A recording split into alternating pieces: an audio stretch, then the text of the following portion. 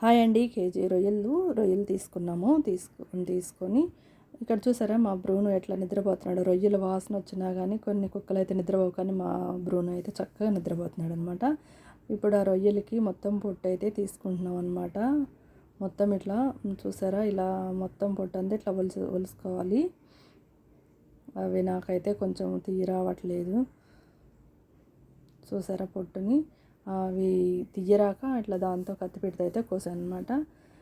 పొట్టంతా తీసేసాక ఒక spoon salt వేసాను. శుభ్రంగా క్లీన్ చేసుకున్నాక కొంచెం ఒక స్పూన్ సాల్టు, 1/2 టీ స్పూన్ పసుపు వేసి బాగా ఇట్లా కడుక్కోవాలన్నమాట. రొయ్యల్ని శుభ్రంగా ఇట్లా పిసుక్కుంటూ కడుక్కొని పక్కన పెట్టుకున్నాను. ఒక కడాయి పెట్టుకొని కడాయిలో అయితే ఆయిల్ వేసాను. ఆయిల్ వేడయ్యాక 2 లవంగాలు,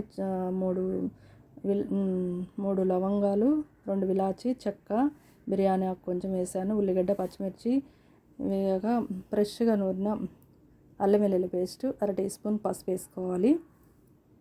అల్లం వెల్లుల్లి పేస్ట్ అప్పుడెప్పుడుదో కాకుండా అప్పుడెప్పుడే నూరేసుకున్నారంటే భలే ఉంటుంది కూర అయితే.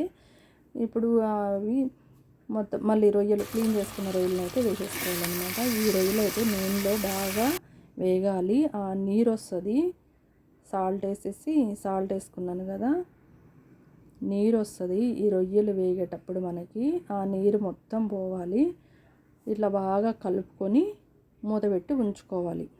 మూతపెట్టి ఉంచుకుంటే దానిలో ఉన్న రొయ్యల్లో ఉన్న నీరంతా బయటకు వస్తుంది. ఆ నీరంతా పోయే వరకు మనం ఇలా ఉడికించుకోవాలన్నమాట, కలుపుకుంటూ మధ్యలో. ఇక్కడ టమాటా ముక్కలు, పచ్చి మామిడికాయ అన్నమాట. పచ్చి మామిడికాయ రొయ్యల కూర చాలా బాగుంటుంది. పచ్చి మామిడికాయ ముక్కలు అయితే వేసాను అనమాట. ఒక టమాటా వేసేసాను.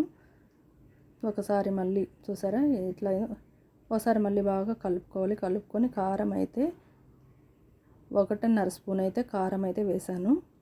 కారం వేసి కారం మొత్తం మళ్ళీ కొంచెం బాగా ముక్కలు పట్టేటట్టు అంటే మూత పెట్టి ఉంచుకొని మళ్ళీ ఉప్పు కారాలు అన్నీ సరిపోయలేదు ఒకసారి చూసుకొని, సరిపోతే మళ్ళీ యాడ్ చేసుకోవాలన్నమాట. ధనియాల పౌడర్, గరం మసాలా అయితే వేసాను. వేసి ఒకసారి బాగా కలుపుకొని మళ్ళీ మూత పెట్టి ఉంచుకుంటే కారం, ఉప్పు అవన్నీ పడతాయి అన్నట్టు.